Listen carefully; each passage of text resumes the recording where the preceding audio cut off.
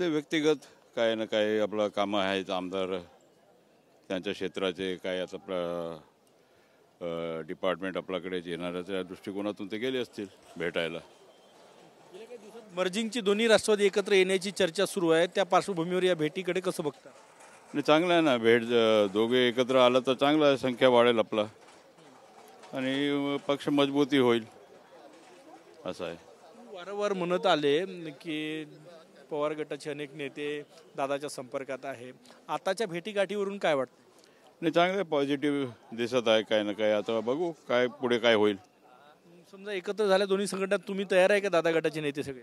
नाही, आता मी दादा तयार आहे म्हणजे सगळे तयार होतीलच, सवालच नाही, त्याला काय प्रॉब्लेम नाही. नेता तयार म्हणजे सगळे आम्ही त्यांचे शिपाई आहोत, आम्ही आहोत त्यांच्या मागे. अनिल देशमुख यांनी प्रचंड टीका केली या निवडणुकीमध्ये तुमच्यावर, दादावर.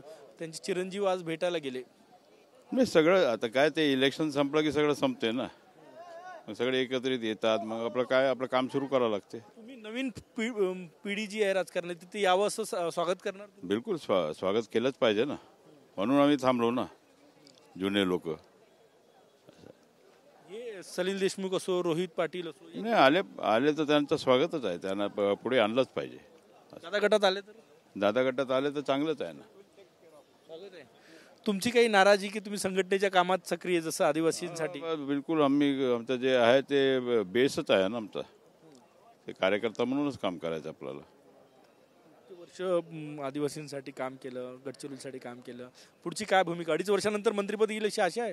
नाही, अपेक्षा करायला हरकत नाही ना, बनणार आहेत आपण.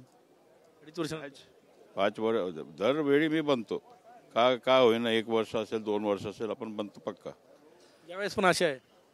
आशा ठेवायला काय अडचण आहे. धन्यवाद. कॅमेरामॅन सचिन सयामसह गजानन माटे, TV9 मराठी, नागपूर.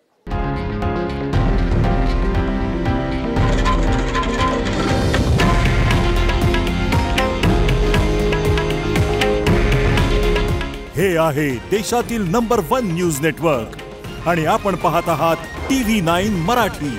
काळजी तुमची, हित महाराष्ट्राचं.